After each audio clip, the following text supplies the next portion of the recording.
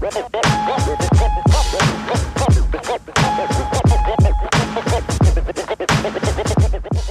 this is Power Card, aka Project Pat, and you're listening to the Baltimore Beatdown Podcast, the best Ravens podcast on the planet.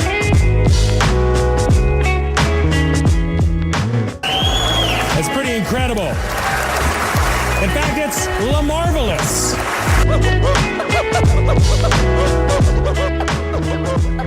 Thank you, guys.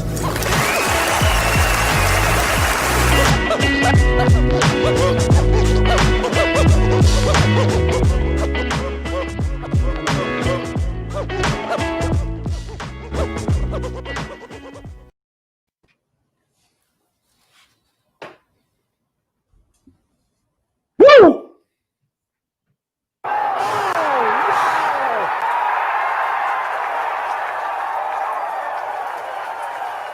In your life, have you seen anything like that? Thank you, Mr. Lundquist. No, we have not seen anything like that. My name is Jake Luke, and you are listening to the Baltimore motherfucking Beatdown Podcast, midnight here on a Monday night. You know, it's a Monday. Get my little Garfield energy. I hate Mondays, but not when I'm waiting all day for Monday night. And I was anxious today.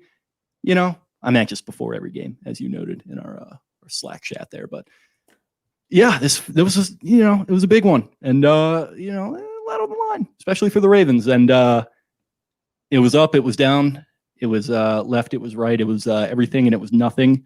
One of the best games I've ever watched, certainly within the top 10 regular season Ravens games of all time, as you mentioned.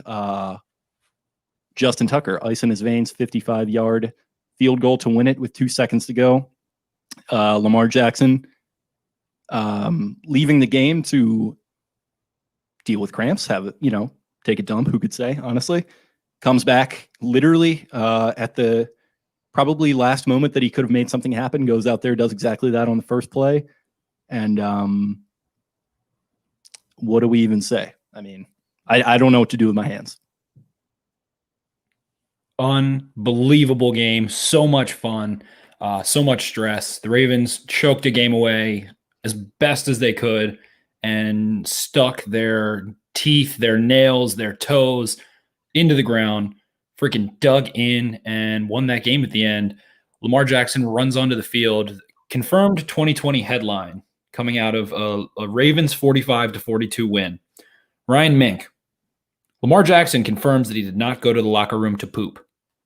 It's just the frankness in that tweet is just incredible. And no poopy time, but they did the Browns dirty, shit all over him at the end of the game. Lamar comes running back in. If he had cramps, that's sick too. Comes in 4th and 5, cold, hasn't played in 45, 50 maybe real minutes, rolls out. Everybody in the world thinks, he's going to, scramble for a first down here. He had some space. He had a blocker in front of him. Nope, floats one over top. Hollywood Brown, who shit the bed completely and utterly, dropping a Trace McSorley little 5-yard out on 3rd down, gives the Browns the ball not back. Even his first drop in the game either. Tough game for him. The first two were all right, not a great throw from Lamar, and then the other one was tight coverage. So I was all right, give him a break. He's come up big the last couple weeks. And then that one was just in that moment, everyone was done with him. Everyone was just done with Hollywood after that drop. Lewis Riddick tweeting out, in these cold games, you have to learn how to cold body catch, whatever the fuck that means. I don't know. That one I'm not hip to.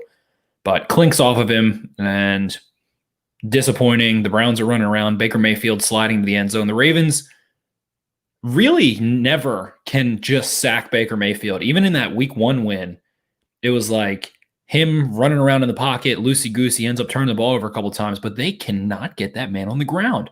For the love of God, the entire second half, he's in the pocket, there's pressure, he's moving around, and then it seemed like every other pass play was Derek Wolfe and Baker Mayfield somehow in a one-on-one to the sideline, and Baker's going to win that 10 times out of 10. So that was really annoying, but ultimately just everything went wrong for the Ravens. Jimmy Smith goes down. Marcus Peters goes down.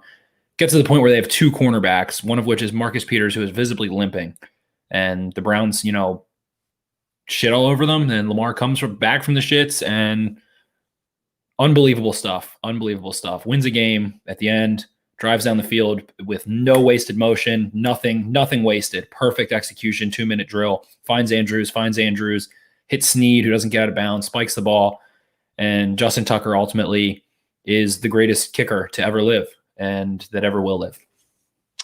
Yeah, I mean, I don't know. Like, I thought he was going to miss it. I'll be honest. Like, and I called a Tucker game winner. Like, you did. You've wanted that for a long time, and you got it. Lest we forget, it would have been. I was calling for a 24-23 final score, so we're about 20 points beyond that. By the way, 47-42 for a mother effing scoregami. So that's pretty good. Teams win, great teams cover, and great teams get the scoregami. And yeah, I felt like we were overdue for that Tucker game. We really hadn't had one this year. I thought he was going to miss it. 55 yards in Cleveland, trash field tonight. I don't know what the hell was going on.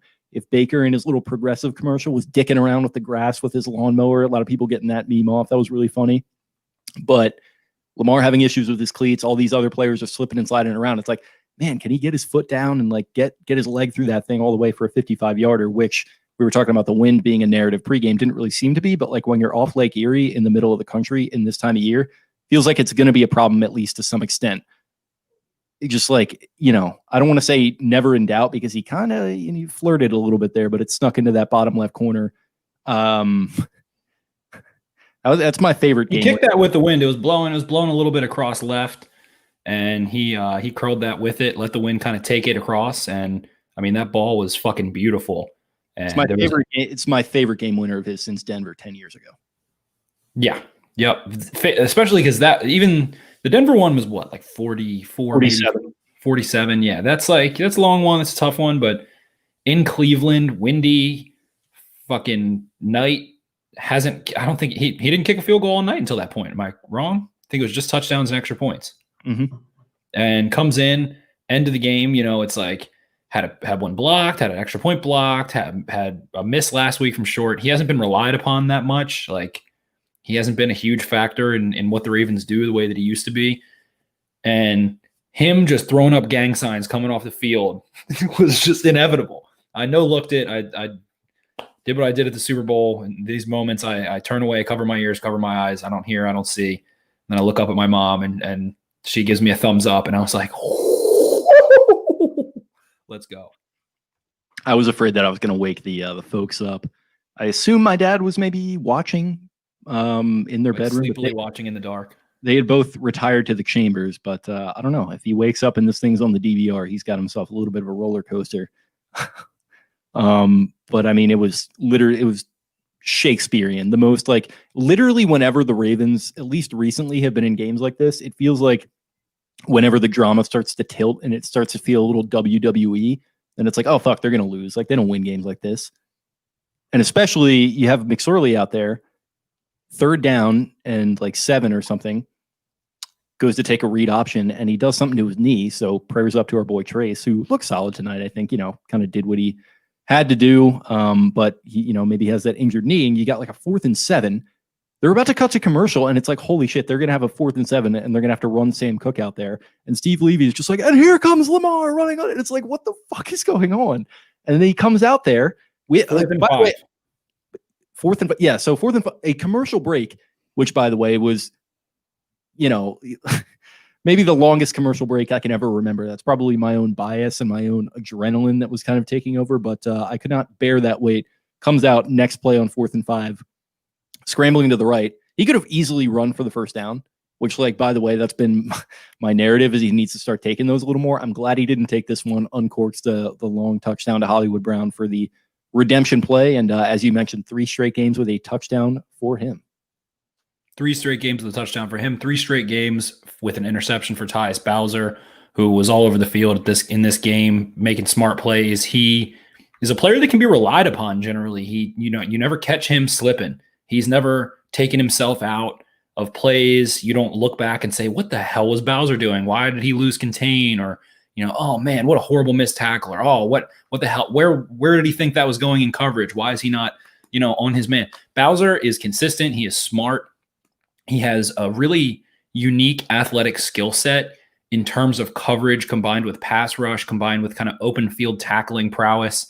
And that interception, man, was a thing of beauty. The Ravens love to bait Baker into those slants, those hitches from those ISO sets and get him to throw those. And Bowser just did a fantastic job, man. That was a textbook. That was straight out of a drill from practice where you're practicing getting into your curl zone. And he just beelined 45 degrees, kept vision with his eyes turned back towards the quarterback and had quick feet, ran right under it. It was a little bit of a tricky one for him, and he bobbles it for a second and ultimately is able to take it away. And the fact that the Browns finished with one turnover in this game is insane. 3 forced fumbles in the first quarter alone, 2 on the same drive, I think was the opening drive. Marlon Humphrey has 8 forced fumbles now. He's leading the NFL. He set the Ravens franchise record. Up and down, left and right, everything that could have happened in this game did.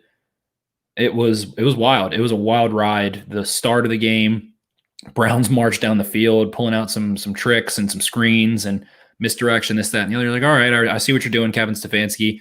Ravens somehow conjure up some bullshit, rinky-dink, dirty, get a 40-yard PI on Marquise Brown and get down the field, somehow score a touchdown. Did not look like they were, in sync, in rhythm at all, somehow manufacture a touchdown. The Ravens just ran all over the Browns from that point forward for the rest of the first half. I think they had about 170 yards rushing at the half, somewhere in that department. And from there, I mean, I don't even know. It was a whirlwind. I'm going to be watching this one back quite a few times. The Monday Night Football guys, of course, want to tout it as the game of the year. Hard to say that it wasn't.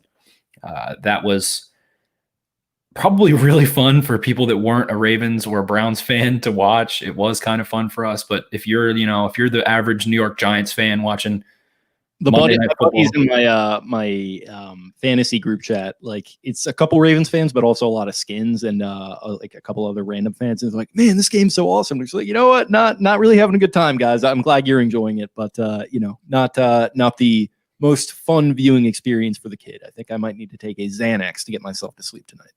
Yeah, I imagine the average Giants fan eating fucking gabagool up there.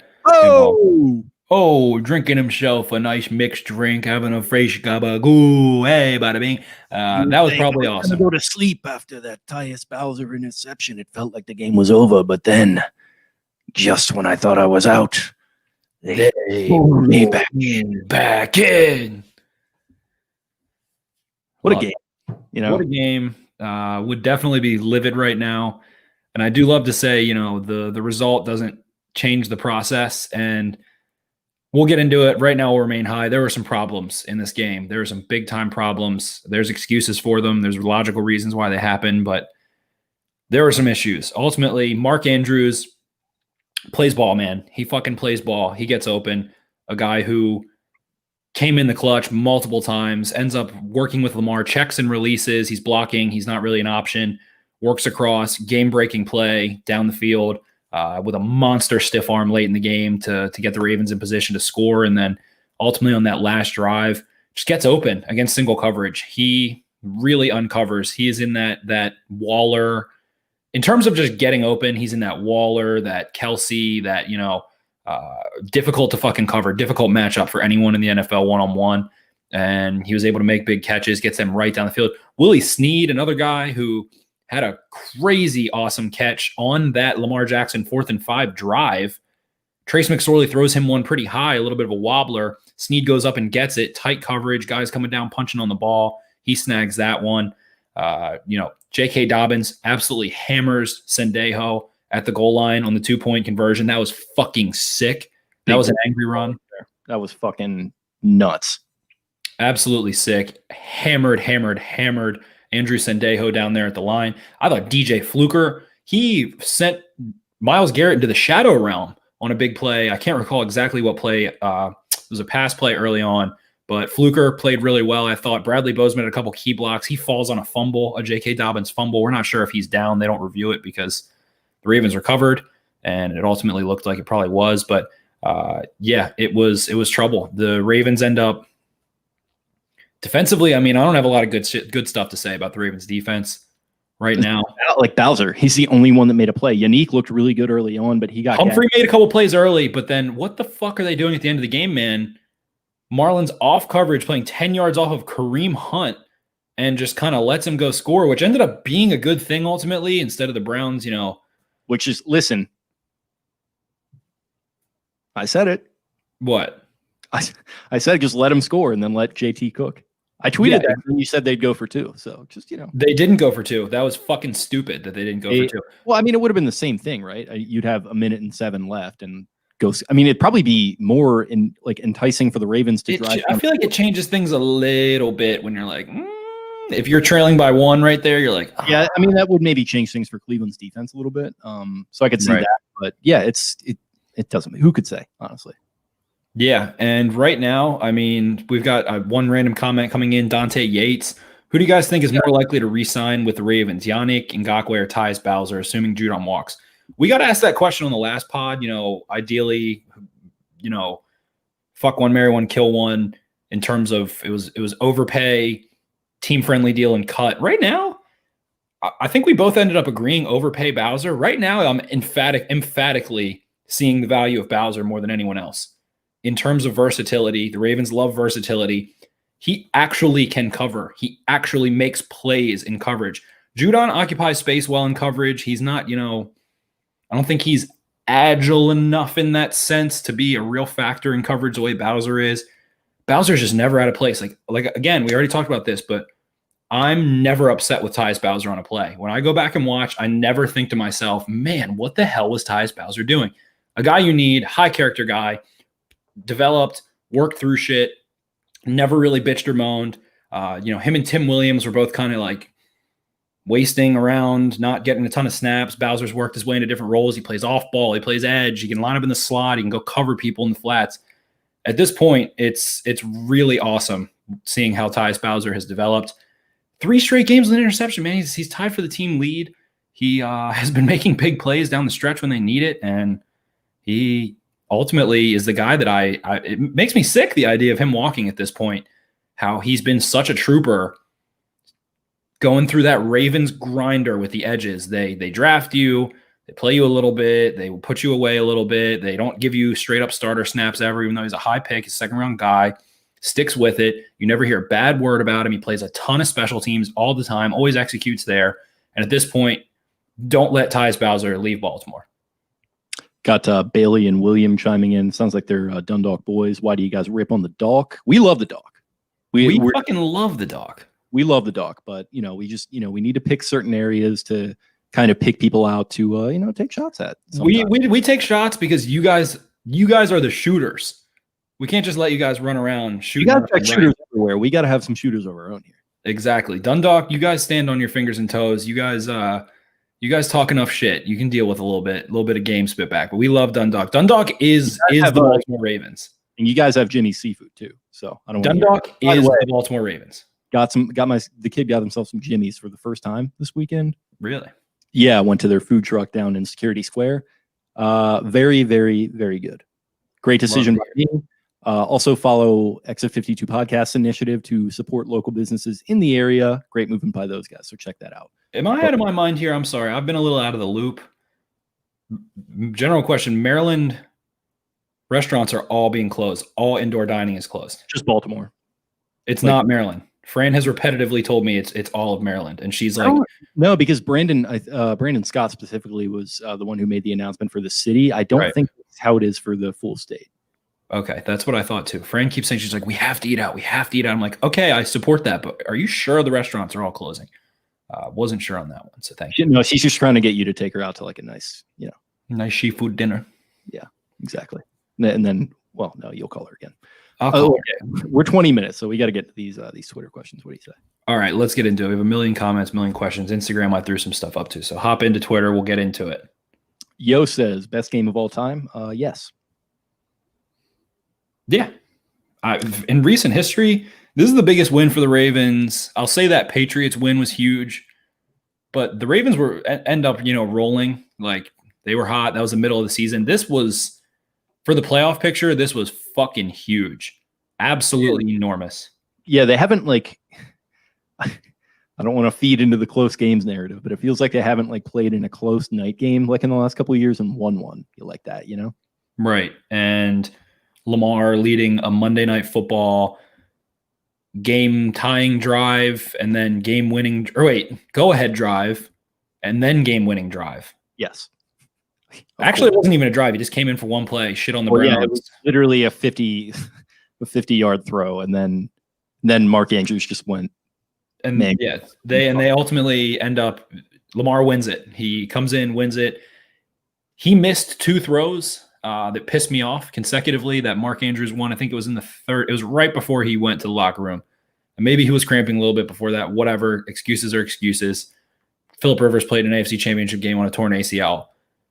He missed a couple. I was pretty upset with those. But other than that, I mean, turnover-free ball, ran all over them, was smart throughout the night, comes back in, and is just heroic. Nothing short of heroic.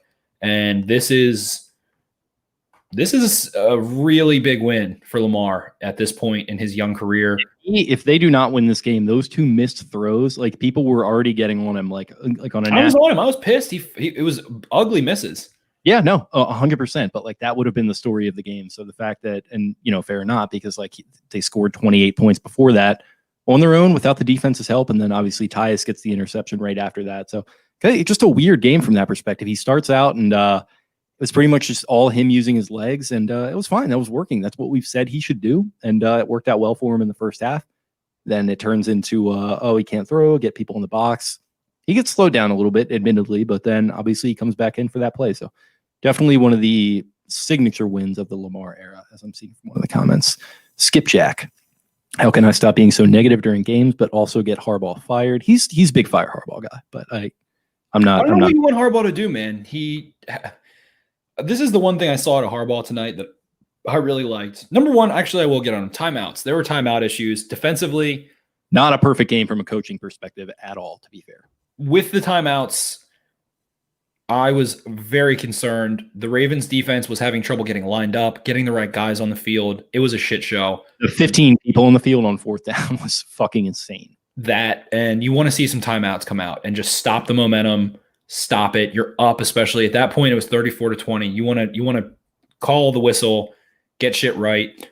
We did see my ultimate qualm with Greg Roman come to a head at the end of the first half. The Ravens are down in the red zone.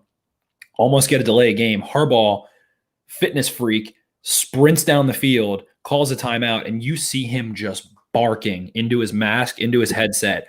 When the jaw gets going up and down, you know that he gets that Harbaugh crazy look in his eye that Jim has most of the time and that John used to get all the time, where it's like, yeah, like it looks like Clockwork Orange and they're just peeling their eyes back off their head. And drugs. And it that was good to see. Then ultimately Roman figured it out in the second half. That was the most concise play calling since that Colts game that we keep alluding to. Like the Colts game is like the shrine of the fucking efficiency of the offense. And the second half, that was not an issue in the second half. The plays were in quick until Lamar comes out, and then there were other issues. But that was good to see. Like I said, the timeouts, pitiful. The personnel stuff in the first half, pitiful. Wink Martindale, you're running man coverage. I get it. Jimmy Smith goes out. Fucking shade a safety over and rely on Marlon Humphrey and Marcus Peters. Shade a safety. Double fucking cover. Whoever Devontae Harris is covering. Rush 4. Sit a robber in the middle of the field and play man fucking coverage. I don't get it. I don't get the huge issue because Jimmy Smith goes out. You have one corner go out. Okay. Fucking deal with it. You completely switch everything because of Jimmy Smith going out. That can't be the way you think through it. When you're playing so well in man, you're getting pressure, getting hits on Baker with 4 and 5 man rushes, and then they just completely flip everything. And to Baker's credit, he took what was there, man. He made a lot of throws underneath, some really accurate throws. He looked fucking awesome in this game. Like, by the way, like I gotta give him all the credit in the world. Like that interception to Bowser was really bad, but other than that, pinpoint throws, live arm, he was moving around a little bit. He looked like he looked in his rookie year down the stretch. Nah, he was all right. I thought he was awesome. He made a lot of fucking throws where it was 10 yards off, and like at the end of he didn't have to throw anything difficult at the end of the game. He throws a touchdown because Marcus Peters falls down and hurts himself, and I think he did a great job moving around. On the sideline, the throw to Peoples-Jones, like he was fitting some windows, man. Like there was some wide open stuff, but like you got to give him at least some credit for that. And then he put some stuff out there. Like I'm going to defend him on this one. I was not crazy impressed with Baker. I was very impressed with his mobility and the fact that he didn't spiral after that interception. Maybe my bar is low. I don't know, but I thought he looked really good. He was fine. He did what he was supposed to. He did the smart thing. What do I always say? Take the low-hanging fruit. The Ravens are playing off 5 yards, 7 yards, 8 yards, rolls out. His footwork was great. He bought time really well. He made guys miss. Deshaun Elliott comes in like a freight train, which is what Marlon Humphrey always used to do, and he would get free blitzes. And Baker just sidesteps him, runs for 4 yards, and ends up getting a first down on 4th and 4. I think that might have been the 15, 20, 75 men on the field. I'm not sure. But he played better, especially than he did early this year and at times last year. He doesn't turn the ball over that much. Bowser made a great play, cutting that throw off, and Baker was good. But I wasn't, I'm not sold on what Baker's capable of doing still because of this game. And for the first time in well over a year, I feared him out there. I fucking just don't understand the pass rush issues, man. Maybe that's just me fearing their offense because they looked good on as a whole unit, but I don't know. I thought he looked pretty good. El Beardo, just play the audio of that final Ravens drive over and over. Okay, maybe I'll close that. Close the episode with that. Garnett. So this is what it feels like doing drugs. I wouldn't know. Don't ask me. I'm not a drug guy. Definitely. I have a worse headache. I don't do drugs. This body's a temple. I am not a drug guy. Body is a wonderland. Your body is a wonderland. Melly Shirtato. I don't have that energy. What is he referring to? Oh, for joining us. Okay. Well, good night, Melly Shirtato. Hope you're listening to this in the morning. Seth Gutman. Remember that one brief week earlier this year when the national media started the "Is Butker the best kicker in the NFL?" hot take? I like that. I like bringing that up. And then he went on to miss extra points and just completely fall on his fucking face, which was sick. Mally G. Sloan, say less for joining us. Well, welcome. Matthew James Miram, I know the defense was bad, but can we just bask in the fact that Lamar came out and proved that he is ready to make a playoff run and put the team on his back, whatever it takes? We can bask in that. There were defensive issues that will be well documented and we will talk about, but this is just one that you savor. Jordan Katz chimes in real quick. Everyone go to Royal Farms to support their Justin Tucker endorsement. So he was tweeting that if Justin Tucker hit a game winner, he would spend $20 at a Royal Farms tomorrow. And I said that I seconded that. So I guess I know what I'm getting for lunch. Little chicken box for the kid. I third that. And they had Travis tell him fucking Cactus Jack sent you to McDonald's. Everyone shows up and everyone show up to Royal Farms, just be like, the goat sent me. Yeah. You walk up with the chicken box and just bat at the cashier. Dude, I'm going to get one of those big fucking terrible coffees that I love and a chicken box for lunch. It's just going to be a good day with Royal Farms. Something about the Royal Farms coffee bar. Like I usually am like a black and sweet or whatever, however people put it. I don't know. I put a little sweetener in some black coffee typically or just drink it black. But something about their setup of their coffee bar, I end up with like whipped cream, 2 kinds of cream, sugar. There's so much. It's like a big amphitheater. Just like Mike Luke, yes. The Chesapeake sauce, fuck yeah, at Royal Farms. Chesapeake sauce is amazing. I don't think I've had it. I usually go with honey mustard. Get both. Okay. I'll check that out. Boiler trainer. If I wasn't getting up in 4.5 hours to school to teach 5 and 6 year olds, I join. As it is, my topics are Hollywood, corner triage unit, and turf topics. Love what you guys do and can't wait to listen to the show after school. Thank you for your service in teaching our youngins and molding them into the great individuals that we're going to need in our society. It's tough, man. Teaching's tough. Especially right now. Hollywood. So, yeah, I mean, kind of feels like a microcosm of a season for him right now. Tough start. In one game. Absolutely. Yeah. So I don't know what I was doing with my hands. I was changing light bulbs and making a blender. It looked great. You were doing a little sleight of hand trick there. Corner triage unit and turf topics. So the corners, it's looking rough behind the top 2 guys, and even the top 2 guys had kind of a rough game tonight. I think they'll bounce back. As far as beyond them, Jimmy Smith needs to get healthy. Devontae Harris, he got picked on a couple times, but he's looked, he's shown some dog tendencies this season. I'm not ready to give up on him. Tramon Williams getting healthy, I think, is going to be sneaky pretty big. You don't want to be relying on a 37-year-old corner, but he's played some good football so far this season. And then the turf, I mean, it looks like fucking Heinz Field out there. It was bad. The grass was so short. So short. Yeah, it was weird. Wookie Nookies. No Ingram sighting. Hollywood's performance. Drops versus Clux TD and PI call. Is he a bum or a soldier? 3. You love to see it. So bum or soldier for Hollywood? Soldier. I think he lives in a perpetual state of like in between. No, he's a soldier. That's my dog. I'm riding with Hollywood from this point forward. I love the hate. I was, I defended him a little bit after the first 2. The third one, awful, horrible drop, but sneaks free, makes the play, scores a touchdown, continues a streak of scoring touchdowns, steps up. I like the energy that he's brought lately. I like early catch he has. I think he's dropped that, falling down shit quite as much. He tries to find a little seam, go get some yards, and approaches it in a much less bird-boned way. And made the play, man. The drop doesn't matter because he scores the touchdown. It doesn't matter. He made the play ultimately. He made the biggest play he had to make. Yeah. I think I was on the train of like, let's maybe get off this guy a little bit. Like he'll bounce back, and like if he's not a number 1 wide receiver, that's okay. He can still be a high end number 2. So I think this game showcased that a little bit. He's got that connection with Lamar. I don't think any other wide receiver on this team is able to like make the play that he did when he did in that moment. So credit to him, man. Great bounce back. Orioles haiku. Does Lamar go back to his main pregame dish after tonight's game? Then he includes a picture. The Ravens quarterback has revealed that before each and every game, he eats shrimp Alfredo. Shrimp Alfredo. That's my meal before the game, Jackson told CNBC. On carbo loading, he says, they say this pasta helps your brain. I feel like I go out with a level headed I can think. The only thing I can think of is Michael Scott just housing that shrimp Alfredo before he goes out for the mile, and then he just like cramps up and dies. It makes me think of the movie The Replacements when the huge sumo wrestling lineman is literally shotgunning hard-boiled eggs, and then he just pukes all over the field. It's fucking nasty. Like, I eat shrimp Alfredo because the pasta is good for my brain. It's a brain food, I guess, is what it's. He and Russell Wilson are just like fucking beard longing fucking shrimp in Cleveland.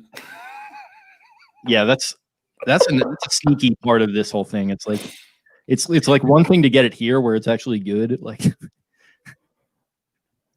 Or you go to, it's like that Russell Westbrook commercial. I think it was for Mountain Dew or Doritos or something. And he's like, you know what they say? Never do this, never do that.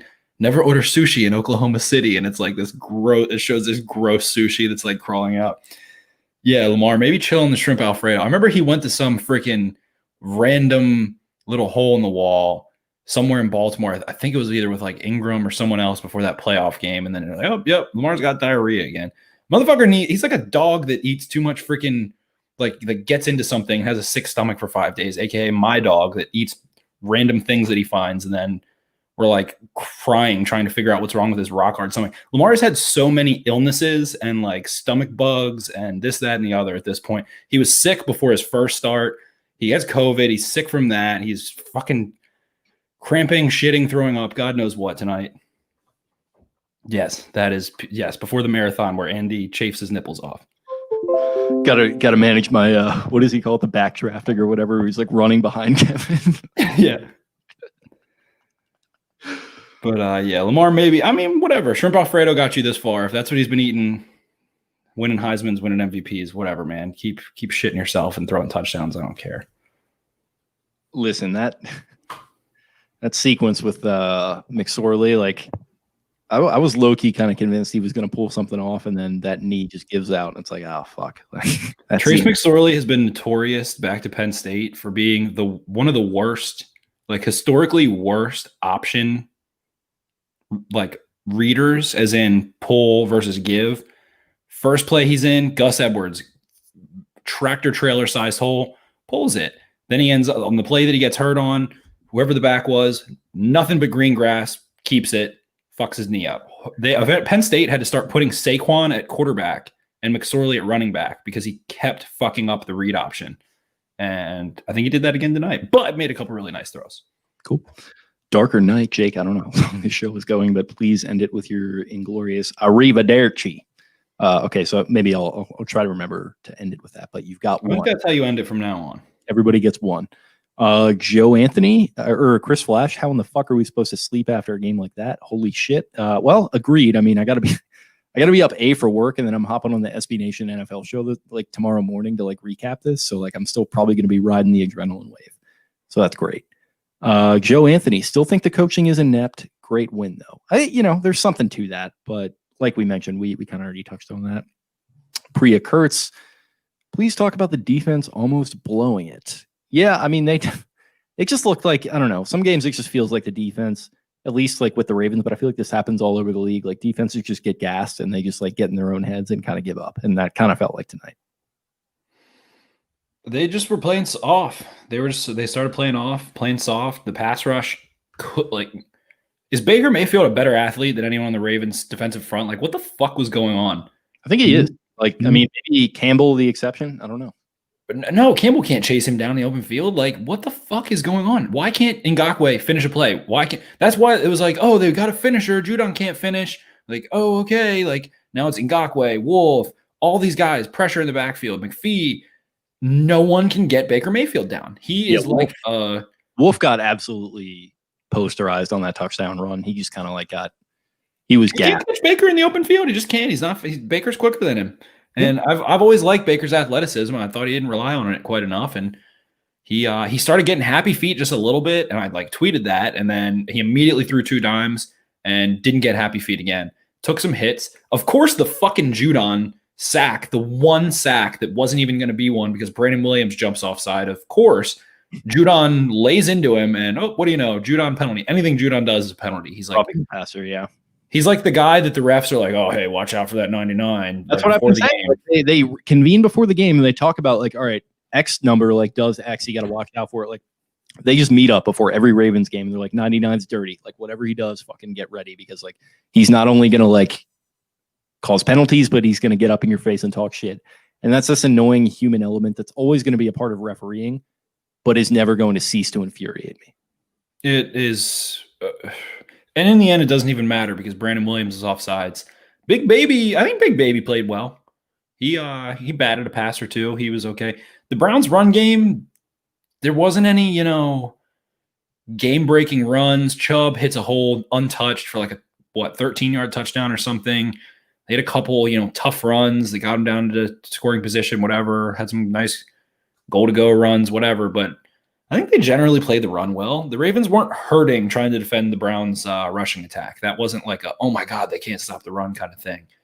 And it's a tough rushing attack to stop. But yeah, Baker just, they fucking couldn't get him down no matter what. No matter what. He extended plays, plays where he was just absolutely dead to rights and just like somehow got out of it. I think that's maybe what I'm more talking about with him having a good game. Like very accurate, but like the mobility, I think, is really what killed Baltimore. Yes, it was composure. It was rolling out, buying time, staying throw ready. And I've said this every time the Ravens play the Browns. He is better throwing on the run and outside of the pocket than he is inside the pocket. He rolls out, catches an angle. Him and Josh Allen have the 2 highest velocities thrown at the combine. I think Allen was right around 60 miles per hour, and Mayfield was like 59.1. Those are the 2. There might be a third random quarterback. Someone might be Kaepernick. Someone else has a right around there, but those are like either 1 and 2 or 1 and 3 all-time velocity throwing the football. He throws fucking laser beams on the run. Lasers. I got these freaking sharks with freaking laser beams attached to their freaking heads. Friend of the show, Matt Pine, sent us a Spider-Man video. This is something else. This is something else. That's Tobey Maguire in Spider-Man 3, folks. This is something else from Matt Pine. Lamarvelous, is it Marquise or Hollywood? I don't even know anymore. It's just series to series. You got to pick one, or half to half potentially. But I'm going to stick with Hollywood. Yeah, I'll keep Hollywood around. He's touchdowns 3 straight games. He's had a couple times too this season where he's been tackled at like the 1 or just barely couldn't get in. I know against the Washington football team, Lamar had that crazy throwback. Hollywood tried to lunge and down right at the 1. Should have a couple more, but he made the play when the lights were brightest. Hollywood, primetime jet. Stuart Shock, moot point now, but is there an argument that Hollywood should have, he says have, I think he means should have dropped at the 1 yard line and saved all our hearts instead of taking it in for the touchdown? I think. I hate that shit. No, I agree, but like like as soon as he scored, I was like, fuck, they left him with too much time. This is going to have to come down to another possession. So I see what he's saying, but you got to score. Like, you never know. Touchdowns, particularly, with an offense that's a little hit and miss, you just got to take them where you can get them. Tony Ferrari. The old use check against the Steelers after. Yes, I think that's where every Ravens fan just has PTSD from that. Tony Ferrari. That shit was ridiculous. Justin Tucker is the GOAT. What one player needs to step up their game on D if you had to choose one?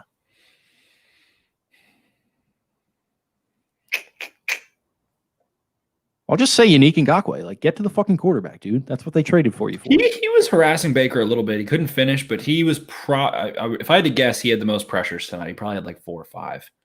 No, I agree. I just like it. If the whole thing was like Judon can't finish and now they have a guy that's going to be able to, and he had 5 sacks before he joined the team, it's like, let's figure something out. Baker hasn't been sacked a ton, and that Browns offensive line is mighty good at one point. So I'm going to go with Chuck Clark. I want Chuck Clark to play like baller level football. I think he's been solid overall. I don't think he played well tonight. He had a fucking travesty of a defensive pass interference that I do think was coverage a little bit at certain points, it looked like. Yeah, he hasn't really I think he's been solid in the right place. I don't think he blows coverages. He's kind of had the little Tony Jefferson effect where has tight coverage on really difficult tight ends and mismatched players, and they make good catches. Like, he had sticky coverage on Njoku. Njoku gets his knee down on the sideline, like stuff like that. But he was out of place a little bit tonight in this one, it felt like, but he generally does a great job. I just want to see him make some impact plays. If he is really turning up and turning on, then I think that takes that defense to a different level a little bit.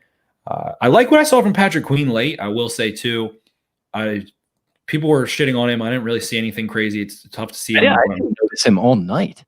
Yeah, he played a couple screens okay, and I don't think I saw a ton of stuff. He ended a couple plays kind of, but nothing great. But he was really communicating late, and the Ravens defense was having so much trouble getting lined up, getting the right guys on the field.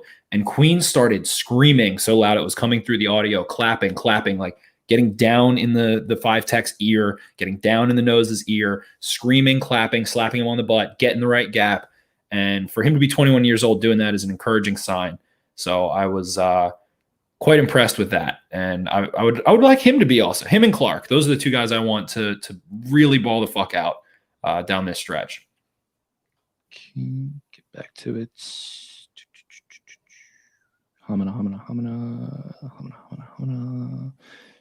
Skirps, build the statue of Trace now. Agreed. Joe Anthony. Oh, and for the haters, Lamar led this team back 2 times in the 4th quarter with his arm, but he can't come from behind to win, right? Right on. Chris Lehman. This is why we love this game. What a kick by Tuck. Nailed the game-winning field goal prediction. I did. Thank you.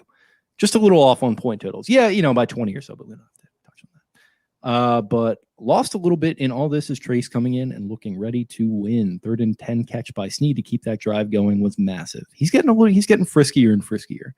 Sean McCulloch, is Hollywood nickname fully revoked, or does wide open touchdown in the win forgive it all? We touched on that. Let's give him Hollywood.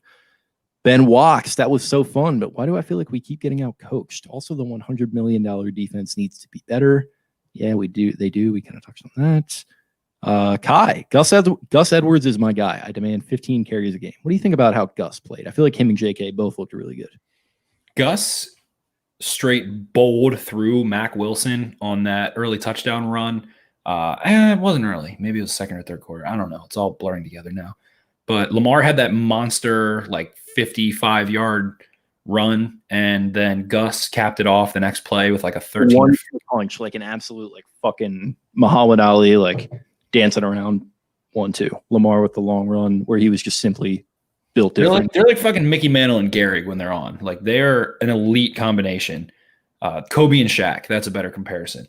They are so dynamic when they're on, and Gus just doesn't disappoint you. He just doesn't disappoint you. He runs so hard.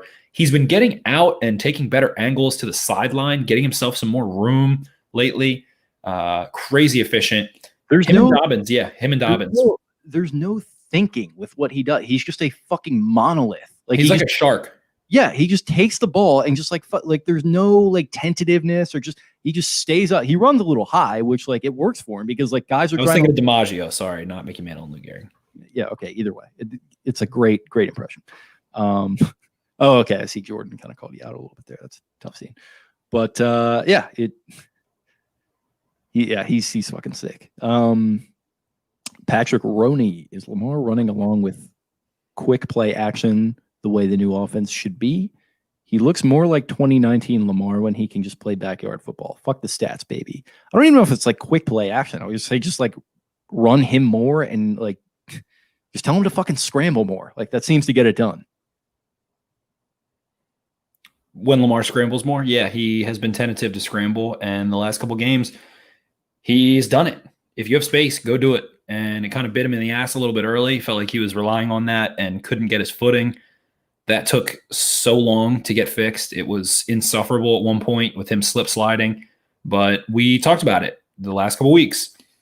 Go back to doing what you did in 2018. You're a better version of that now. That is experienced. Teams have adjusted to it. You have now readjusted to it and figured out how to, get some misdirection going, get some different reads going. Tuck the ball, man. He doesn't scramble like people think he does. Him and Cam Newton both. They're black quarterbacks that get scrutiny for being runners, whatever. They don't have an outlet, especially Cam Newton. Cam Newton scrambles less in his career than Aaron Rodgers does. Has a lower scramble percentage. His 2015 season, like people act like he was scrambling to win that MVP. They were calling like buck sweeps and QB powers, like, and he basically was the MVP doing that. Like there was not a lot of scrambling. Yes, he is more, I want to say, stubborn to scramble than Lamar is. Lamar is usually among the top like 5 or 7, but like Gardner Minshew scrambles more than Lamar. Deshaun Watson scrambles more than Lamar. Russell Wilson scrambles more than Lamar. Like they're all in that same little range. It's right around 9 to 11%.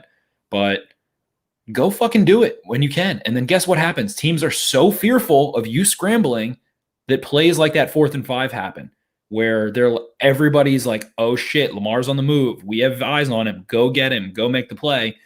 Give up something in coverage. It makes throws easier. It opens shit up for other guys.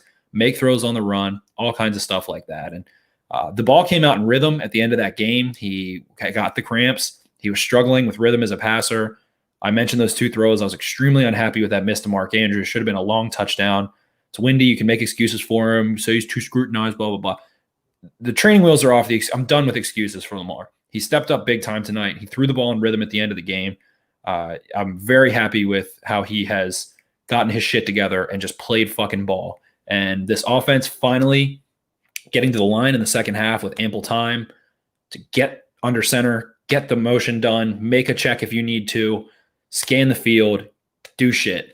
And like they're getting scary offensively with Lamar on the field. They have now put up 70, I guess they had the safety, but they didn't have any defensive scores. So they put up 45 and 33 over the last 2 games, over the last 6 days. They're scoring points again, man. This offense is going to shoot up in the points per game, all that stuff. And the Browns are being lauded as this great, well-balanced team that plays D, yada, yada, yada. Lamar was dicing them up on the ground, makes plays with his arm late in the game. So it's a good thing to see them leaning back into the run game and Lamar making throws when he needed to at the end of the game. Absolutely. Calvin, that was a that game was a roller coaster of emotion and was tolling to say the least. What do you guys think needs to be done to make sure they don't have a letdown next week against the Jags? So it's going to be at home versus Gardner Minshew. The announcement came down that he will be back into the starting lineup for Jacksonville. Yeah, I just did the Titans-Jags game today. They're going to run all over the Jags.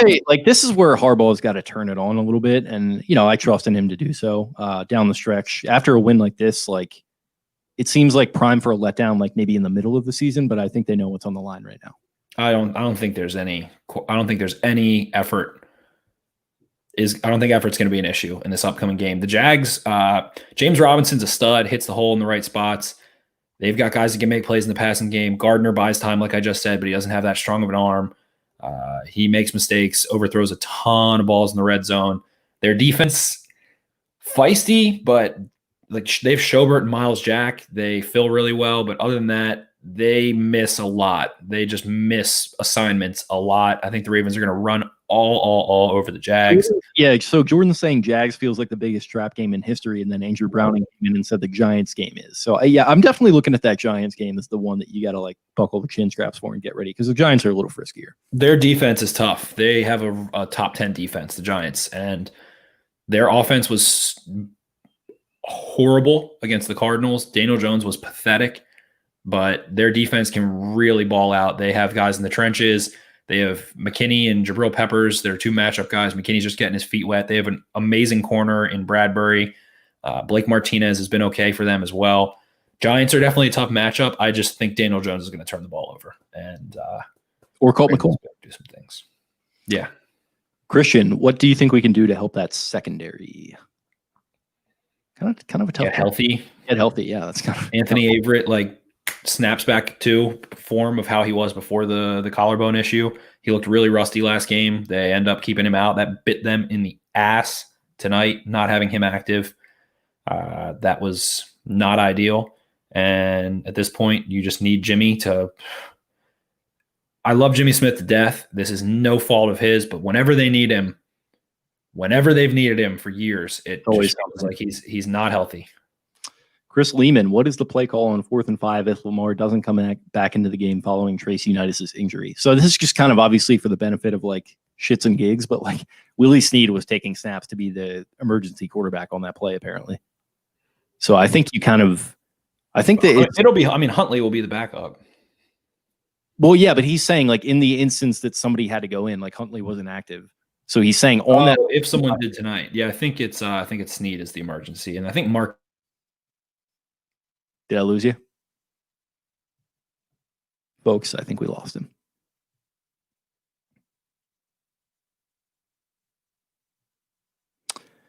Well, that sucks. We will try to work to... Are you there? Yeah, I'm here. Okay, good. Yeah, we lost you there for a second. What did you... I guess run back that answer? Yeah. Did I give an answer? All I said was I think Mark Ingram and Willie Snead are like the 50-50. Snead was literally warming his arm up. Like they were going to run him out there. Hell yeah. Willie Snead. I say you go wide, make it look like you're going to throw it to somebody, and then you just do that QB draw. Just wide open. Get that 5 yards. Patrick Roney, Duvernay should take Hollywood snap on crucial plays. Yeah, I think if you have like a crucial play, like a 4th and 5 with like 2 minutes to go and you need a touchdown, I think you should definitely put Duvernay in there because Hollywood has just shown that he can't get it done. Let's see. Anything else from Twitter? No, that's all we got from Twitter. All right, let's cruise through Instagram, see what we got going on. Trace a real one for sacrificing his knee for Lamar to take a dump. 8 foot. That's a good way of looking at it.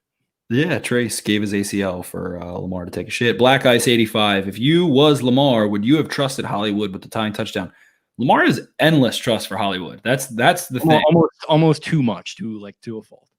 I love it. I love that they are insistent, and that's why I think Hollywood is still Hollywood, because Lamar is never going to think he's not Hollywood. He's always going to trust him. He always is going to feed him the ball, and he's been making plays. He had a rough game tonight for sure, but made the play when he needed to. Boss Hoss 00. Great team W. Did Lamar have the shits? Also, what are we going to do with the secondary? I think we've answered all that. Sign 23. No questions. Love y'all. Thanks for the content every week. Win or loss. Let's finish. Hell yeah. Hopefully the Ravens make the playoffs. Wasim the Dream. What specifically needs to be fixed on this defense ASAP? Pre-snap, man. They don't know where they need to be. It's an issue. There needs to be a screaming. They need to get fucking screamed at in film for not knowing where to be. It is like bled. The toxicity of the offense on pre-snap problems has bled into the defense. They don't know who is subbing in. Injuries have a part to do with that, but the mass exodus that occurs mid-drive and teams can go tempo and fuck with you is too much. It is like this grand freaking, the curtain comes down and the Ravens need to run on entire new props and change their outfits and get back onto the field. Like, I feel like I'm watching freaking Midsummer Night's Dream, and it's too much. Just let some guys play sometimes, man, on both sides of the ball. I think that goes for. Yeah. Yeah, I got nothing more to add on that. I think you summed it up well. B-Rose 931. What are the biggest offseason needs for the offense and defense? We'll see when we get there. I'm not doing offseason shit until it's offseason. Especially after a win like that. Like, I understand it after like the Titans loss and all that shit. Guys, just let's have some fun here. Let's have some fun. Big Von 803. We are the Titans of last year. Lamar the best. I'd take it. Not a bad Big Von as well. Games of the year, hands down. Sure. Dark Chocolate 33. What is wrong with our defense schematically? They don't have corners to do what they want to do. They're a press man defense. They like to play single high press man, have a 5-man front, and do some interesting things with their linebackers blitzing. When you are scared about your, new acquisition street kind of guy corners coming in, and you're down to your cornerback. So let's see. Tavon Young is out. Amon Marshall is out. Jimmy Smith is out. Anthony Averett is deactivated. Tremont Williams is hurt.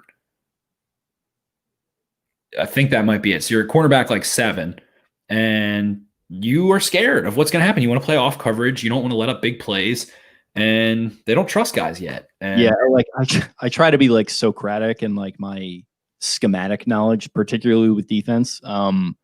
But it just feels like the talent in the secondary is kind of getting depleted, and like that does cause you to have less confidence to like check guys man to man and kind of play that basketball style defense that Wink likes to play. You see guys backing off, like you had that Jarvis Landry 4th down conversion. Peters was backed way off him. There's just kind of a little flag route where a guy kind of runs up, takes Peters' attention. Landry's wide open, and like it just feels like there's not as much room to kind of utilize the talent that you need. So it kind of comes down to talent helping scheme, I feel like, in that case.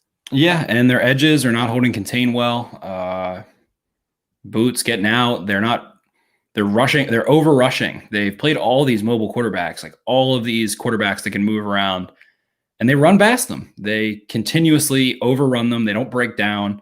That's not even schematics. That's just coming in too hot and letting guys break contain on you. And it happens time and time again. Ryan Tannehill hurt them. And I think the Browns and the Titans are very similar teams, but Tannehill hurt them the same way. Baker hurts them with his legs. Too much of it. And against better offensive lines, they're picking up the blitz shit. They're able to ID. They're not fooled. The Browns have an elite offensive line. They're not fooled by your delayed blitzes. They have good communication. They can run half man. They can run zone. They can slide, do all these different things. And pressure's not working. The 4 are not, generating great pressure. And again, Calais Campbell's a little beat up. Like, he played okay. He doesn't look the same exact way that he did previously, but you don't have interior pressure still. The Ravens need interior pressure. They can dominate. They need a real force inside. And Calais Campbell was that at one point this season. He is an older guy, but still, it feels like Brandon Williams. I love Derek Wolfe as a run defender. He is not a strong pass rusher, as opposed to a lot of guys in this league right now. It's tough without interior pressure. The edges have way more room to try to work with, and the quarterback then has more room as well. So I think it's just pass rush overall is not getting home, and you're weak in terms of depth in the secondary. Guys aren't sure of their assignments. You have to make it basic so that they aren't just blown coverages. And I think they did a good job not blowing coverages, but they want to play man and they can't when they don't have, their top 3 or 4 corners healthy. And it sucks, but it is what it is. They don't play very good offenses moving forward, but it's, don't take these games too lightly. You can't. You got to, if you win out, you're in all likelihood you're in. It would be pretty hilarious if they end up 11-5. That'd be fucking hilarious to me. And that'd be sick. Yeah, it'd be the definition of sick. They were, it was looking tough there for a minute whenever everyone had the vid and they were flirting with that 500 record after a 5-1 start. It feels like a little bit of a ball don't lie situation. Don't let them get hot. Do not let them get hot. The great Josh B just said,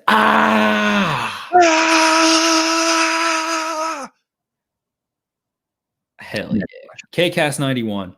Have the Ravens called similar plays to the Hollywood Brown touchdown before? Was that brand new? It looked like it was kind of just like, I think like that was a fire drill, honestly.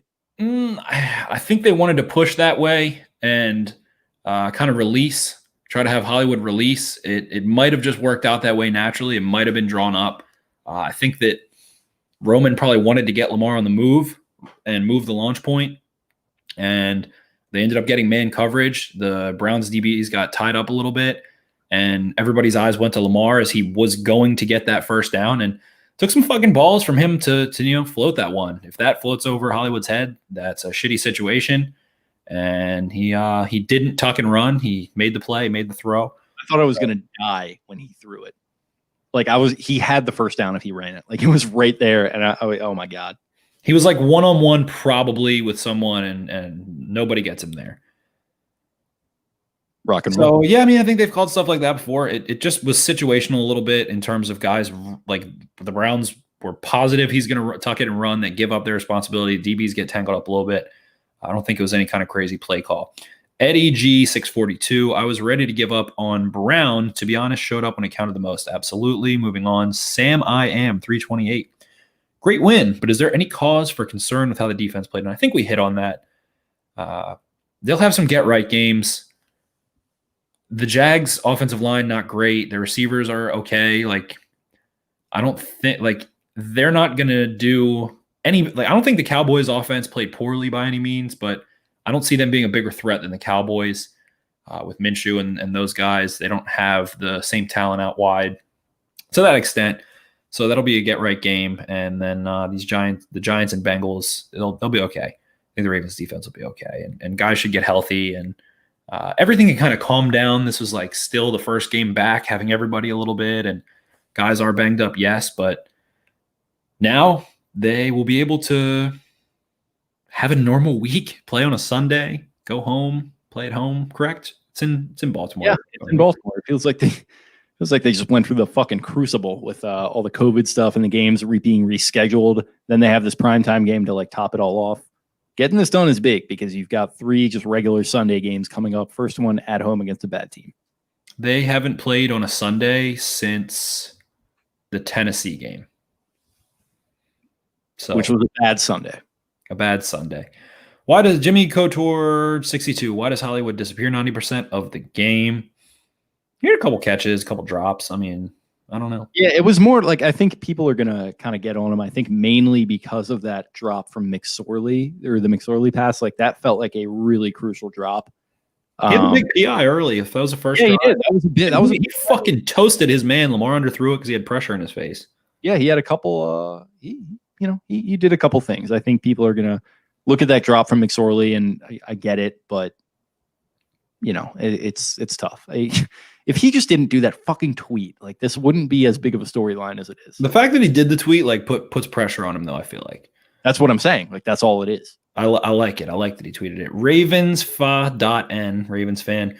What part of Lamar's passing does he need to work on most? Just getting the ball out in rhythm. I think thinking less on deep balls and just letting it fucking rip, man. Like you see him hitch at the top of his drop. That's when he needs to get the ball out on those deep balls. When he sees it, let it fly. And he waits on it and he tries to hitch and he tries to be too perfect. It's like, it feels like it's almost at times like someone who gets in a rut from 3 at times and they start overthinking their shot and they think about it. And the way that you end that is to just keep shooting. Don't think about it. Let the ball come out.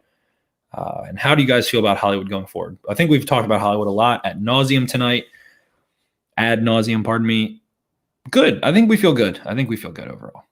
Yeah, he's like I've been mentioning, I don't think he's this number 1 corner that some people, myself included, thought heading into the season, but I think he's shown me more than enough that he can be a high-end number 2, and I feel good about his ability to bounce back the last couple of weeks with scoring the touchdowns, and then not only scoring a touchdown like in garbage time, like he kind of did against the Steelers, but making that massive play tonight. It's fucking great. It was great. It has a huge move against the Cowboys. Bust that one open. There's a lot of Hollywood stuff. I'm going to rattle them off. Not a question. Esamp Jr., not a question, but Hollywood a scrub. Lamar made that 4th down play. Sri Benna, surely Hollywood's drop cement the need to get an alpha number 1. There were a couple more later down. Whatever. There's a couple more Hollywood ones. That we're done with Hollywood. We've talked about Hollywood too much. Man, I'm so hyped right now. Anything is possible. Sri Benna. Yeah. Anything is possible. We have Doug with a couple underscores. Also, with a bunch of exclamation points.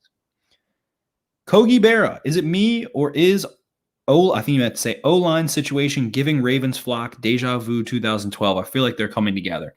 Fluker, man, I am shocked at what Fluker turned out tonight in a big way. I saw a couple really great reps. Don't love to break down offensive line play it's a little easier in the primetime games because they give you so many replays and so many different angles and you can see some shit. But early on, Phillips really was awful. Macari had the false start. We didn't hear Ben Powers' name mentioned once, which means more often than not, he probably did a solid job. Orlando Brown, it felt like, held it down. So, yeah, I mean, that offensive line had Matt Burke, who was like a Hall of Fame caliber center. Marshall Yanda is a youngster. Kalichi Assembly is a rookie. Like, that's a lot. And then the tackles were Orr, a first-round pick, and McKinney, also a first-round pick, and he was the one who kind of came in at the end. Sure, I just think that line, the Ravens 2012 line, was actually really fucking dominant, and this line could be solid, but I wouldn't go that far. But at the same time, Lamar's impact and the option game's impact on the run game especially, it makes the job a lot easier for the offensive line. Guys are going to be in the wrong gaps. They're going to misread plays. They're going to be in the wrong place, and you kind of can just seal them. You get to get guys by surprise a lot. So I see that a little bit, but I think that line in 2012 was amazing. Danny 6459. What do you think this game says about our defense? They got a lot to sort out pre-snap, and they've got a lot of new faces that need to get acclimated more so. Yeah, I agree. I think I'm curious what's going to happen with like Bredesen and some of these young guys. I feel like he's a guy that they're going to be excited about next year, but nothing really to do this year. I feel like it's a little late to kind of get jacked up about a 4th-round pick. I agree. Kind of the Powers road, maybe. Yeah. He could be an option at center. He has short arms. Macari being that swing guy. I am shocked if they don't make a high round or big name acquisition across the offensive line. I think that's really been exposed that obviously, Yanda's impact was. It's the main issue for me. Everyone's freaking out about like the receiver position and Allen Robinson. Like, get me a badass like guard that can get out in space and like fuck shit up. Like, that's Wyatt Davis, Ohio State, future Baltimore Raven if they pick in the top 25. Well, let's hope that they don't. Yeah, let's hope that they don't. Let's hope it's 32 and not 26 though. Let's just say Wyatt Davis falls to 32 where the Ravens pick it. That's all. I don't ask for much here. Pluke Surfs, our boy with a capital B. What are the answers with this secondary? Great win, but concerns. Continuing to get guys acclimated. They just need to get healthy, man. Peters has been fighting injuries for so fucking long. So long. This might be a game where if he's banged up, maybe he can sit out against the Jags. It is the Jags, not Giants, right? Yeah, next week is Jags, then Giants, okay, and Bengals away. Okay, Giants are still fighting for the playoffs, probably. So that does throw some more. Fuck the NFC East, man. Like fuck the NFC East. By the way, the Ravens are going to fuck the NFC. So they're going to go 4-0 against them. Credit to the team for the big time win over. Team is sick. They are tight. That defense is. I love gnarly. Love the team. Neon Dion. Stats aside, Lamar's best game ever. Definitely top 5. Definitely top 5. It really is. If you like look at it, the whole package, it's like a lot of microcosms from this game. This feels like a microcosm of a great Lamar game. Just like gets it done with the legs, enough throws just where they need to be made. Just came back from taking a shit. I mean, like it's just all the hallmarks of a great Lamar game. Absolutely. Jeff Rody.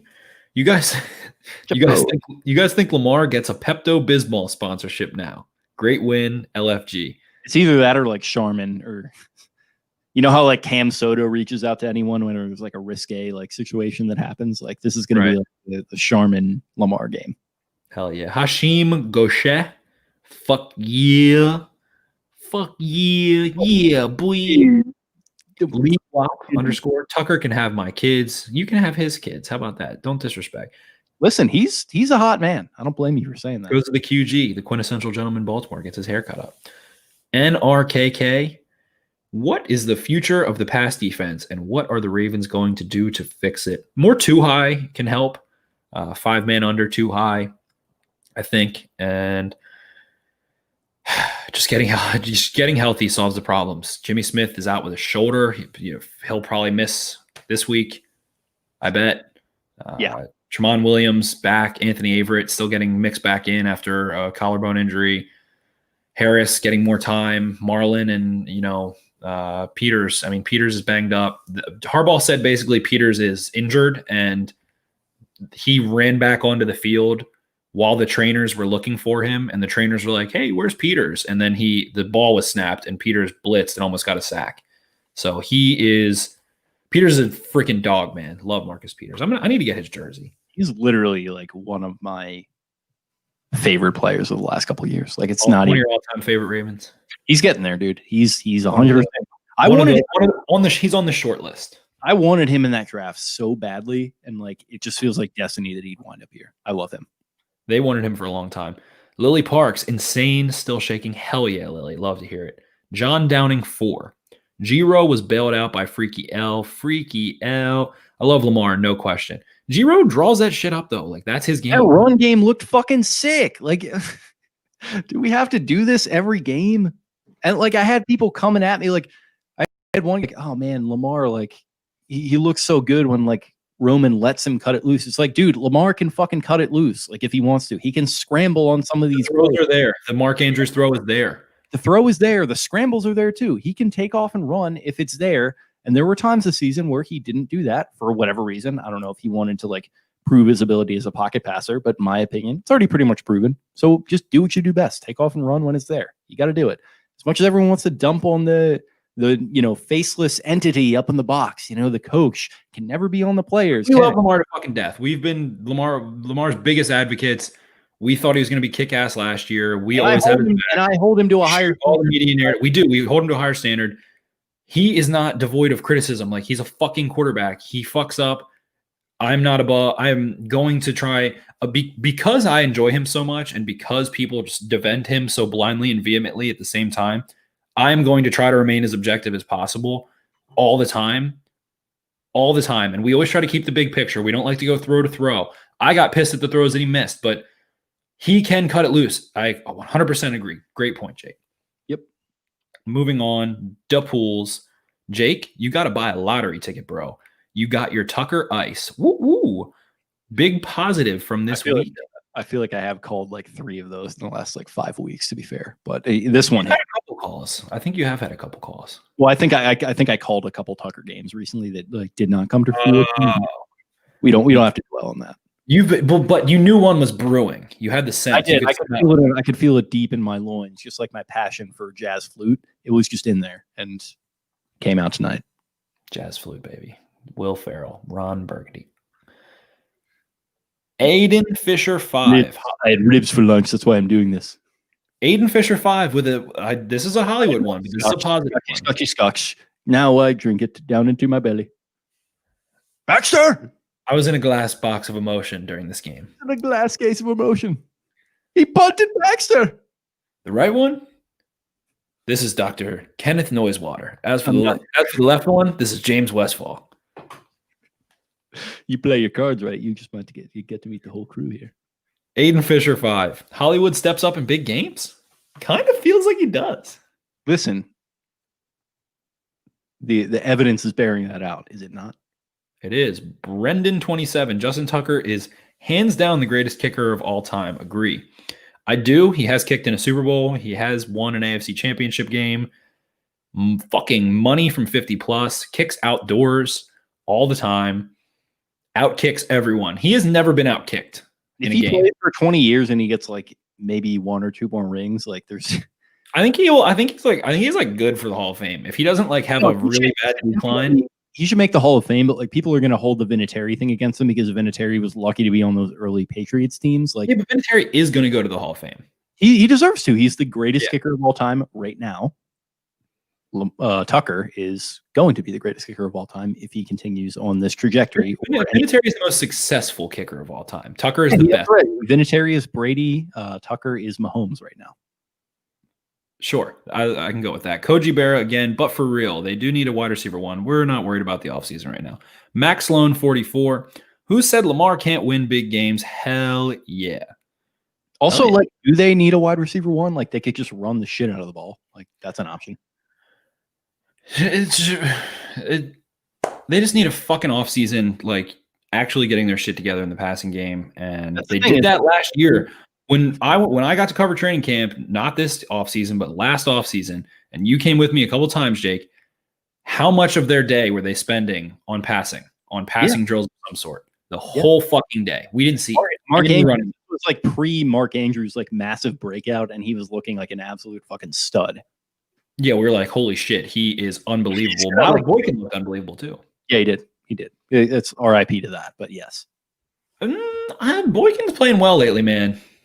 He had a nice catch tonight. He had a nice catch. He's making some tough catches. He's blocking his ass off. I was a little salty bitch for a little while, but it was after that Eagles game. But you're getting on the Xbox stuff a little bit there too.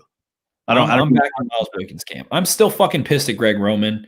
I am pissed about Greg Roman about the one issue that I can't stand, and it is the play clock management, the system of calling plays. Lamar with his 4-sided fucking wristband. Yeah, he's got the Cheesecake Factory menu out there, just trying to fucking like. Literally, he's like, all right, Louisiana chicken pasta. What does that come with? Like, shit. Let me flip over to the sushi menu real quick and see what. Oh, wait, guys, no, we need the birthday singing team in. 11 personnel. Change out with 17 seconds left. Food is a hot read, and we actually got to like then switch over to the. We got to switch over to the Crockett's from Holland. That's going to be the audible. Oh shit! It's supposed to be gluten free. Fire on the line. Shut up. Yeah, fucking delay game. Almost had two delay games in this crucial game. Unbelievable. They had one, yeah. I mean, almost had two. Mr. Joseph, all he needed was a cape, and I'm gonna add on to the end of that. Yeah, he needed a little cape of fucking toilet paper. Alex Bitzel, how has Ben Powers performed the last few weeks? Ben Powers is the second best offensive lineman to me. He is not. Bozeman lost a lot against the Cowboys. It looked kind of. Early on, it looked like Bozeman played well, but Powers has been doing his job, executing, getting movement on the ball, not missing assignments, not getting fucking thrown on his face. And Ben Powers has been solid. He's still learning. He hasn't been dominant. He hasn't been elite. He hasn't been very good. I wouldn't even say he's been good. He's been solid. He's been okay. He's a fourth-round rookie or a fourth-round player from a year ago that hasn't gotten to play until the last couple weeks. Robbie Redifer 42. I love everything. Hell yeah, I love everything too. This was an awesome win. Me too. Enjoy life. You know, this is the game that you live for. These are the types of moments, and we don't get them often. This is the most alive I've felt in a long time. As with life, we don't get these moments often. So save it. Which is sad. I felt very alive during this game. Evan Parsons 0 went from burning my Hollywood jersey to this with a smiley face. Hell yeah. Kogi Berra. Jet just has a way of making you want to bench him, and then he fucking amazes you. Kogi Berra was on like a fix of Hollywood tonight. Many people, he was getting it from all sides. Yeah, man. And I think just like if Lamar dropped back 35 times, Hollywood probably finishes with like 5 catches and 90 yards. Like gets open. He gets open. He doesn't have a huge catch radius. If he gets the ball in space, he's fucking gone. That's the thing. Like. He never gets the ball in space, and every time he does something awesome. If he's actually in space in the second level, like not. It feels like there was a weirdness with the way that he catches the ball. It feels like he's in between being a hands catcher and a body catcher, and like some of them will just like kind of bounce off in a certain situation. The ball is the size of his chest, which is probably the issue. Like he has trouble like kind of securing it in there. It's like the crab. He doesn't have a big catch radius. He has to like use his little freaking mittens and grab it, and he's a small man. Bird-boned, but boss mode at the same time. He freaking made plays when it counted. Did Lamar actually take a mid-game poop? Joking. I don't think you are joking when you ask that, but he said no. That video of him running, like that's a poop run if I've ever seen one. Right. But like, how do you miss 2 drives, which is like an equivalent of 4 drives because the Browns had 2 drives? How do you miss that much time? He was out for a while. He was. And then we got the last 2 here. M. Dern. Tell me one good reason not to keep Willie Snead forever. Just one dude is a baller. So that doesn't quite make sense, but basically they love Willie Snead. I love Willie Snead too. He does nothing to disappoint you. Sometimes he can't make really fucking tough catches like the Steelers game. That is the worst of Willie Snead. Yeah, he didn't get out of bounds, which kind of pissed me off. He didn't just like fucking sprint out of I bounds. think he tried to get there. He's not fucking fast. fucking get out of bounds. I love him too. He's another guy that I've been kind of talking about as a dog on this offense amidst a. He's a hashtag Gruden grinder. He is. He's a Gruden grinder. He's like a Kamar Aiken on that 2014 team. Like he makes it happen right at the right moment. You know, not going to wow you in any physical way, but he's kind of right there in the hell of a blocker, maximum effort, tough over the middle. He's an amazing slot blocking receiver. Like we also didn't talk about the fact that he made that play on 3rd and 10 with Trace. I did talk about that. I said that was I'm saying that in the context of we didn't talk about the fact that he made that play because he wanted to get revenge on his old team. Big Willie Snead revenge game here. Big Willie Snead revenge game. Finally, our girl Angela Hester rounds us out. Defense played ass. They played that ass. Boy, how worried should we be down the stretch? By the defense, like not that worried. Like this game got fucking out of control because of injuries and weird shit going on. Like it was atypical. This was some games different in the air of this game tonight. Yeah, some games just turn into Big 12 games, like just out of nowhere, and then like it just kind of reverts back to normal a lot of the time. I feel like, and that's okay. Yeah. And like honestly, like if you want to say worried, like I would have predicted them to finish 10-6 anyway. I probably would have thought they'd lose this game, but they got it out of the way, and now you got 3 relatively easy ones on the stretch. So probably not like you know, it's just a good win. Lamar Jackson had a 99.5 QBR tonight. That was the highest of the season. Indeed. Good for him. He really came back strong after he cleared the old bowels out there. So that's pipes. Is that all? I mean, the fucking What were you gonna say? The fucking cleats. Yeah, that was bad. That was shout out to me for not knowing that you were allowed to change cleats in the middle of the game. I got some. That was funny. Got some heat on Twitter for that. Like, why am I supposed to know that? Because what do you fucking think?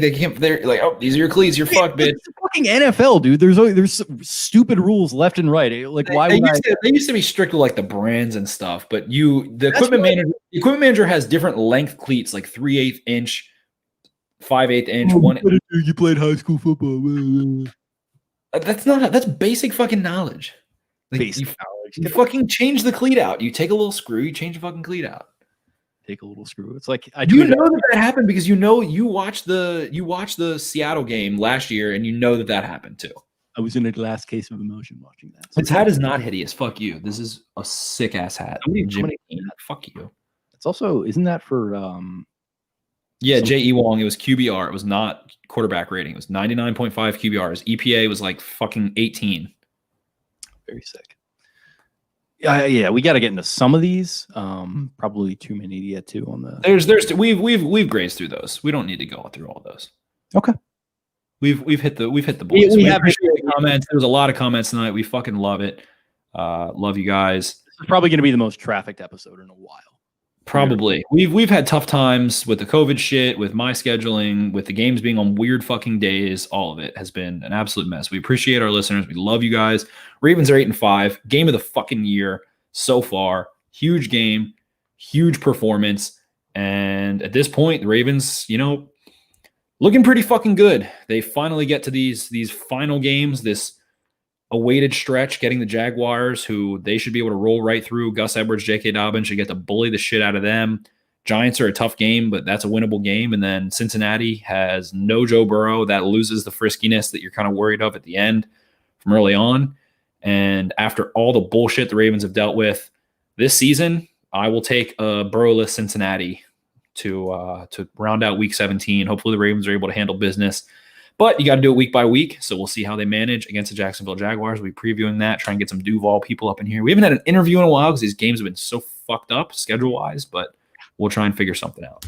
Duval. Yeah, it's been it feels a little bit of a ball don't lie situation. Like I mentioned earlier, the driving rain up in New England and the COVID, it kind of feels like, maybe you swap one of those out for one of this. Little ball don't lie situation, in my opinion, but it is what it is. Looks like they might be rounding back into form at the perfect time here. So coming up on 1:30 a.m., we got to get up for work. So we're going to go ahead and get on out of here. But as always, we appreciate everyone tuning in. to this tremendous episode of the podcast, which we both really enjoyed. Probably top 5 vibes podcasts of the year at the very least. I really enjoyed this one. I hope you guys, everyone commenting and shooting us stuff on Twitter and Instagram, we really appreciate. Hope you guys enjoyed our takes on it and whatnot. And we hope that you have yourselves a great week. We're going to be back later in the week, probably a little Friday preview for that Jaguars game, like Spen mentioned. And yeah, in the meantime, have yourselves a great week, guys. If you're listening to this on your RSS platforms, leave us that 5-star review or 5-star rating and review. And go ahead and subscribe if you're not already. If you're on YouTube, mash that subscribe button and keep giving us those views on there and tune into the live streams as we record these things. And follow us on social media. You can follow the show at Podcast Beatdown. Follow me at Jake Luke. That is LOUQUE. And you can follow Spencer at Ravens for Dummies. And follow the main account at Be More Beat Down. Really appreciate everyone tuning in. Best game of the year by far. So this was definitely one of the more fun ones to record, and I'm going to sleep happy tonight. Hell yeah. I got work at 6. I'm ready to roll, though. Last couple days in this position for SIS, so we'll be getting really cooking with the podcast, try and churn out some more episodes. We are getting close to our annual goal of 250,000 downloads on the year for the podcast. I think we're somewhere around 215 right now. Don't have a lot of time to round it out, but share this shit with a friend. Get it going. Share the love. We love you guys. Appreciate all the mailbag stuff always. We'll get some juicy stuff going. We appreciate you guys hanging with us through this crazy COVID time. Hope we've given you some entertainment, and we'll talk to you guys in a couple days. Peace out. See ya. Yo, you missed. You were supposed to. You've got the quote from Inglourious Bastards. That's how we're ending from now on. Arrivederci. Boom.